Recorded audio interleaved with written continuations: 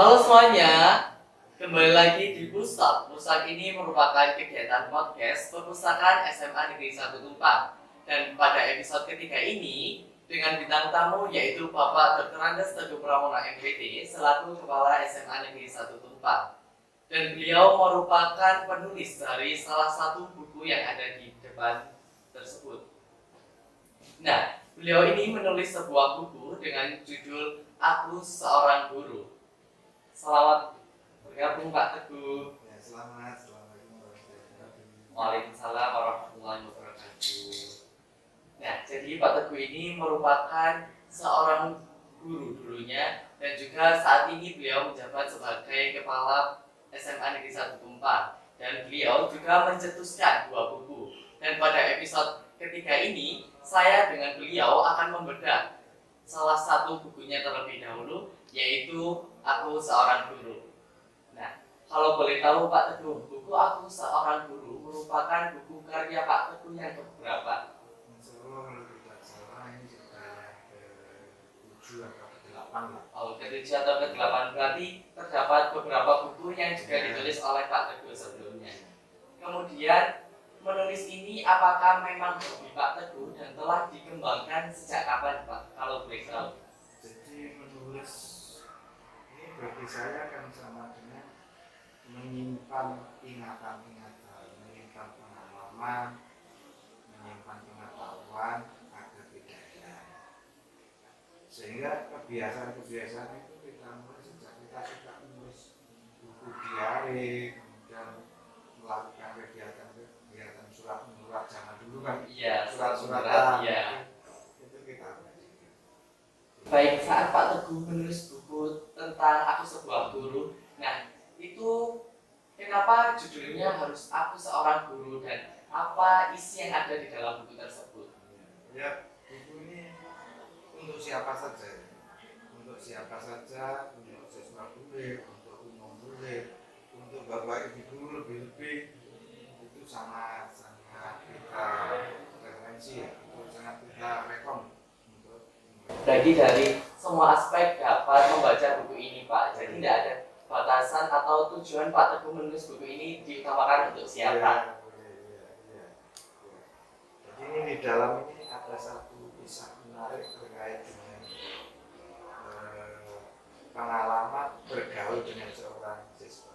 Kan di dalam buku Aku Seorang Guru ini terdapat 21 siklus Pak di dalamnya. Nah itu berarti seluruh siklus itu berdasarkan pengalaman dari Bapak Teguh sendiri. Ya, mengapa kami mengambil 21 itu harapan kami kan sekarang kan baru saja masuk ke abad 21. Ternyata abad 21 itu berbeda dengan abad 20, berbeda dengan abad 19 dalam konteks belajar, dalam konteks karakter anak-anak itu berbeda. Bahkan itu harus dimiliki oleh orang tua termasuk guru. Jadi guru bagaimanapun juga orang tua mesti harus mengikuti bagaimana. Menurut Bapak Teguh gimana mereka cara menghadapi era globalisasi ini dengan bijak gitu? Sebenarnya itu sejak dulu ada ya.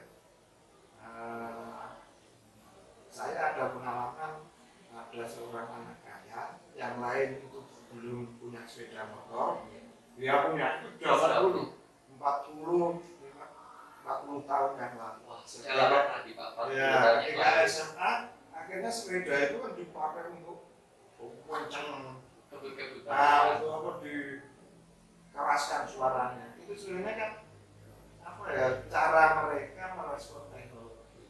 Kalau meresponnya dengan baik kan mestinya sepeda untuk jalan dengan baik. Begitu juga dengan alat-alat teknologi yang salah satunya misalnya HP. HP ini kan alat seperti pisau dimakan. Nah, tergantung yang makan. Nah, kalau pisau ini dipakai untuk hal yang jahat kan bisa melukai. Iya.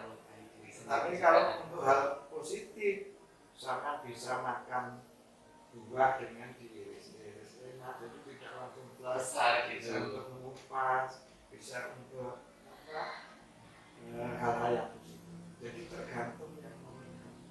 Begitu juga generasi sekarang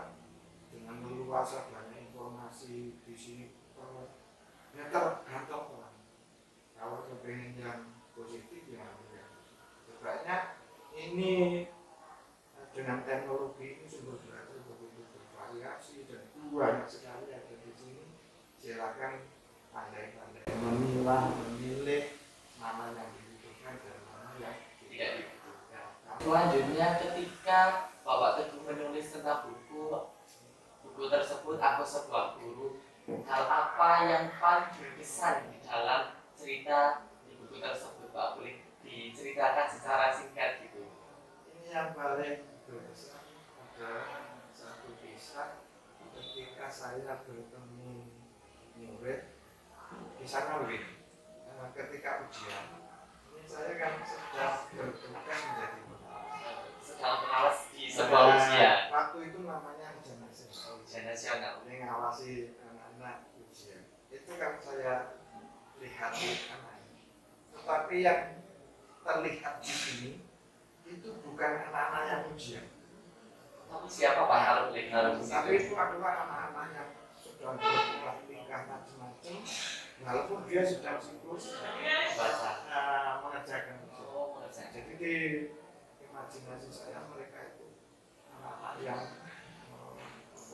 memiliki kepala besar, gitu. Kemudian dia matanya besar gitu ya.